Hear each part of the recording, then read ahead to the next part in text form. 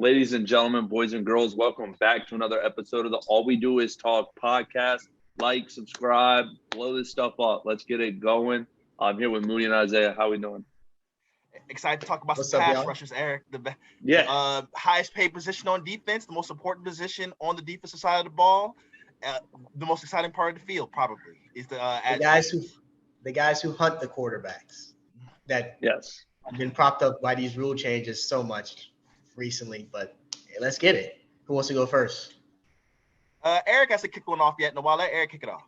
All right. So I have one honorable mention for this group. I have Hassan Reddick as my honorable mention for him. I think he's going to do really well in Philadelphia. I'm sad to see him come from leave Carolina. Like softens up our front seven, but we have a young front seven to go with it. So number 10, I have Chase Young. He was just put on the Pubs list for what? He's out for at least 4 games. Yeah. So I have him at 10. And for clout alone, number 9 is Von Miller. He is the common denominator in most winning franchises. And he ruined my life for hold on. This meeting is being recorded. But yeah, Von Miller ruined my life in Super Bowl 50. Cam, jump on the ball, please. But neither here nor there. Now going to my squad at number 8, I have Brian Burns. I think he's definitely one of the upcoming stars for this edge position. And then number 7, I have Joey Bosa, backing up with Nick coming in at 6. I think the Bosa brothers, it is genetics. They are maulers, studs, any positive adjective you want to put on it. They are built like that. Okay. All right, I guess I'll go next. Now, I got a few honorable mentions because I'm sure I was going to have a couple of your guys. So I'm going to go with I think Moody's going to have one of my honorable mentions on his list. So my honorable mention is going to be Mr. Rashad Gary. I was high on this physical specimen coming out. He's a freak. He took a while to develop, but he took Zadarius Smith's job. There's a reason Zadarius Smith does not play no longer in Green Bay, and it's because of Rashad Gary. And big ups to him. Great. I'm going to be very impressed to see what he does this year going forward, especially with Wyatt Davis eating up some space for him on that defensive line. At 10, I have Trey Hendrickson, keeping the string alive of Cincinnati Bengals players on these lists. One of the most underrated players in the NFL. Contract doesn't say it.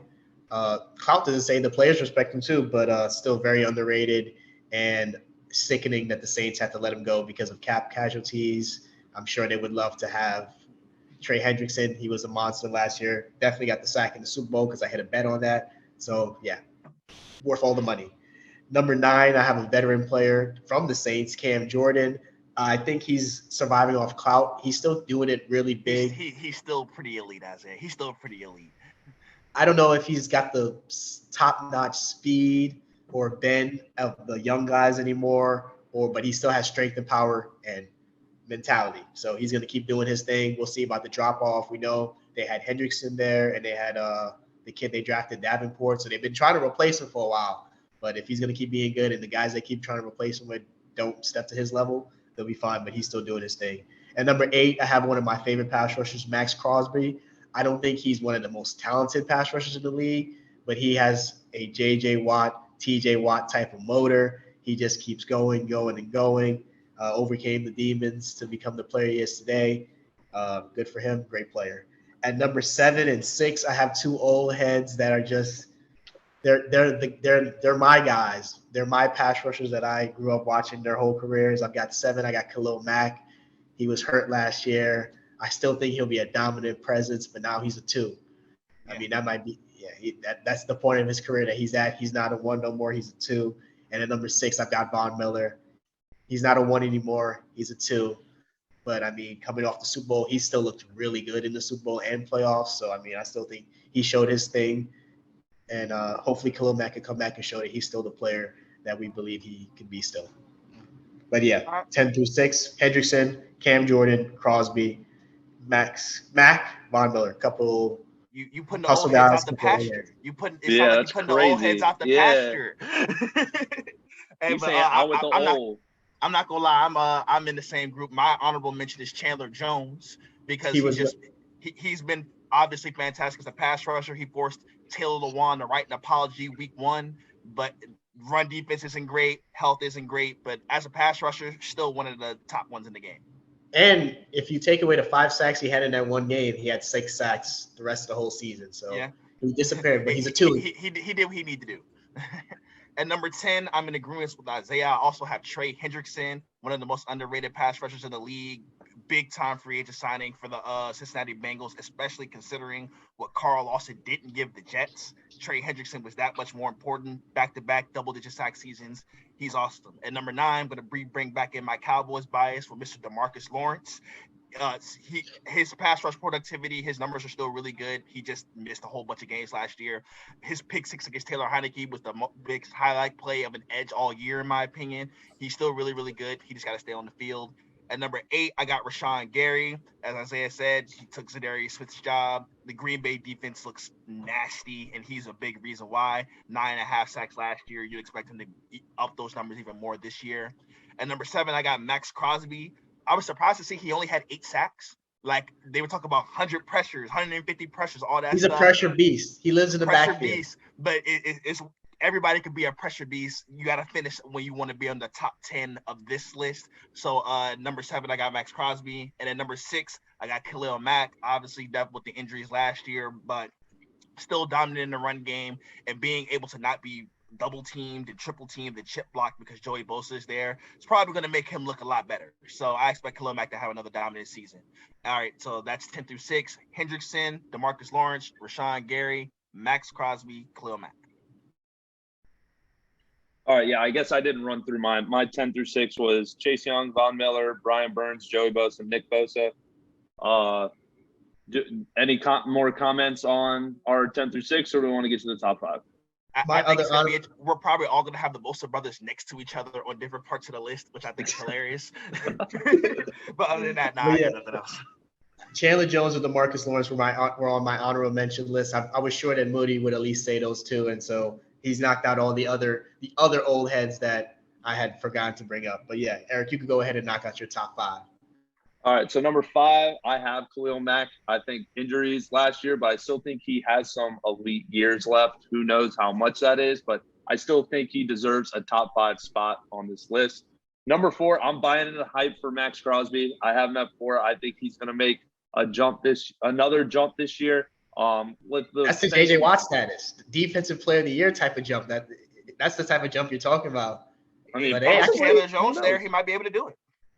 Yeah, so I think he's definitely, and with the Raiders being higher profile this year with getting Devontae Adams, I mean, that storyline will only help. Number 3, I got 11 from heaven. Like Skip Bayless says, I have Michael Parsons at number 3. This dude is a beast, bro. He is unbelievable. Talk to him, Eric.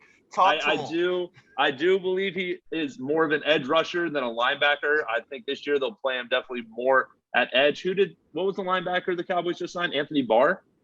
Yes. Yeah, so I think that kind of like takes that position up so he can rush the quarterback, which I think is his best attribute.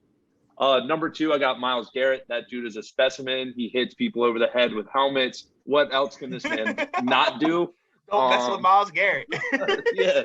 So, and my team will be seeing him week 1 for Baker's redemption. But beyond that, and number 1, Baker's ready because I can see Myles Garrett having a game in that game. Anyway, and then number 1, I have TJ Watt. I mean, with the year that he had, I don't think it's hard to put someone else way ahead of him or ahead of him at 1. I'm sure one of you two will have someone ahead of him, but throughout last year and coming in this year, I think he's got to be the number 1. He's in my top 2, and I'm pretty sure he'll be in everybody's top 2. No question about it, man. Should have broke the sack record. Like, you got to give him the props for props are due. Yeah. All right. Anything else, Eric? I'll knock out my top 5 if you're done. No, go ahead. So at 5, I've got 11 from heaven. The guy that I was touting as the best defensive player in his draft. The guy I see as a modern day LT. I mean, Pass the buck, Aaron Donald. Pass the torch. He's passing it. Keep filling me up with Michael Parsons hype. I need it. I need it in my life. Michael Parsons, I think he has the potential to be the greatest defensive player in the NFL. ever. Yeah, I mean, yes, it's that simple. We'll see. He just has to do it. At number 4 and 3, 3 and 4, like Moody said, we're gonna have the Bolster brothers back to back, and I have Joey at 4, Nikki at 3. I think Nick Bosa is more physical, more twitchy, more explosive. I think he's a better version of Joey Bosa, but Joey Bosa is a little bit more. He's got more mental savvy to his game, and he's older he's not as athletic. So that also might be why he developed that. But I would take either on my team. They're great. Could see them playing each other in the Super Bowl one day. At 2, I've got JJ's younger brother. I've got TJ. I think he's amazing. Defensive Player of the Year. Almost broke the Michael Strahan record, but Michael Strahan has the right people to just tie New York clout. But I just think he's a 3-4 outside linebacker. I don't know if he'd be as dominant in a 4-3 scheme. Also, I think he's protected by the Pittsburgh Steelers scheme that's been dominant for 4+ decades now. So I still think he's a great player. He's a Pittsburgh Steelers player that somehow fell to them out of the sky. And at number 1, I've got Myles Garrett. I think he's the prototype edge, size, speed, power, aggressiveness. Tenacity. I guess he'll be forever tied with turning Mason Rudolph into a whack-a-mole. But yeah, Myles Garrett, I think he could easily break the sack record in week 1 versus Carolina. I could see him. Hey, chill on me. Yo, Icky better start picking it up, man. The tape don't look great. When Myles Garrett coming to town. He could easily be having a Chandler Jones type week 1 from last year, this year. So Aaron Donald, nothing more to say. Go ahead, Woody, you got it. All right. Just to preface this, I didn't have Mike as an edge. I only kept him as a linebacker, so he's not going to be on this list. If he were, obviously I'd have him super duper high. Number 5, I got Cam Jordan. Cam Jordan is still getting it done. Another double-digit sack season. Like, he's been the leader of the best defense of the last 5, 6, 7 years in the New Orleans Saints. There's really nothing else to be said about him. He's elite in the pass rush game. He's elite in the run defense. He's amazing.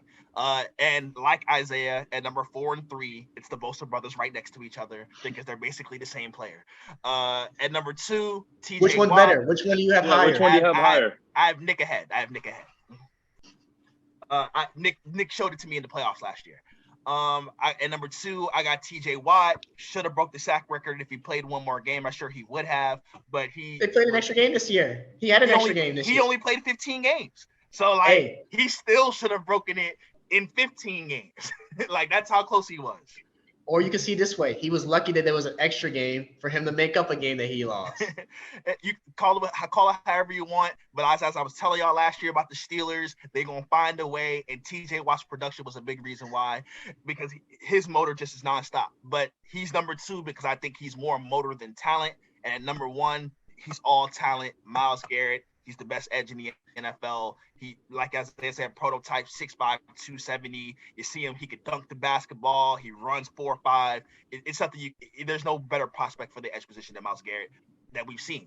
So he gets to be the clear number 1, 18 sacks last year. I expect him to be approaching 20 again this year. The only negative thing I have to say about Myles Garrett is that he was overdrafted. It's hard for him to be overdrafted, but yeah, someone should have taken Patrick Mahomes. It is what it is. All right. So Eric, you want to go ahead with your breakout and rookie? You want me to say both? Yeah, go ahead. Yeah, you can go. All right. So breakout. I have Kwity Paye.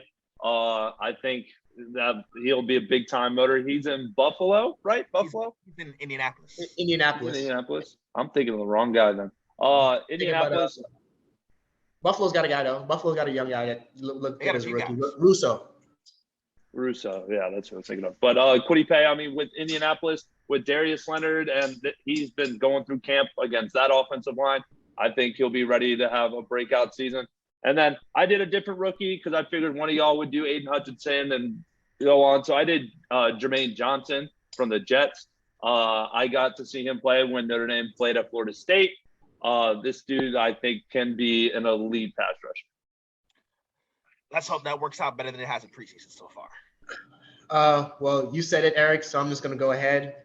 I have here written down Aiden Hutchinson changes life in Detroit. He becomes their franchise player that changes that organization. I think he's a less physically gifted Myles Garrett with more motor. He could be a better Max Crosby. He could easily be DPOY from day one as well. I think this kid is special. We saw him dancing in Hard Knocks. He's got the moves. So he's my rookie. I wish somehow he fell to the Giants. I think he would be amazing in any system, especially if he got to play 5 technique in the 3-4. But who don't you want to drop to the Giants? Every league guy, it's wish he dropped. I mean, I would have preferred. If we were in the top 5 with 2 picks, top 7 and 2 picks. So yeah, I didn't have to ask for much for guys to drop. We got one of the guys, and my breakout guy is Brian Burns. Eric already said it. He's got him on his list. Brian Burns was actually on my original list before I put the old heads back in.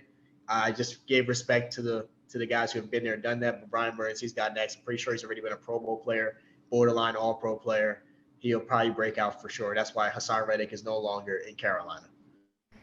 All right, I'm going to keep the Carolina theme going with the breakout player, but I'm going to go a different guy. Yader Gross-Matos from Penn State will be the breakout edge of the year. They moved out Hassan Reddick to get Yader more snaps, and I think he'll take great advantage of them. We know he didn't have a lot of sacks in college, but we know the athleticism is there. We know the size, he's prototype size, great athlete. And I think sitting in that scheme with Phil Snow, where they're going to be doing a lot of exotic blitz packages, I think he fits it perfectly, and he'll be getting after the quarterback. Best rookie. Now, I was going back and forth about this, but after I saw the preseason game, Trayvon Walker. I think Trayvon Walker would be the best rookie edge this year. It's easy to call. He's the number 1 overall pick, but we all know he was raw. He looks massive, really, really strong. His awareness is going to have to come together as the season goes on, but I think his physical attributes will be more than enough for him to be a productive rookie from day one. Yeah. I mean, that wraps it up for the guys that hunt the quarterbacks. Like, comment, subscribe. We're going to blow up this year. Trust me when I say that. And we'll catch y'all next time.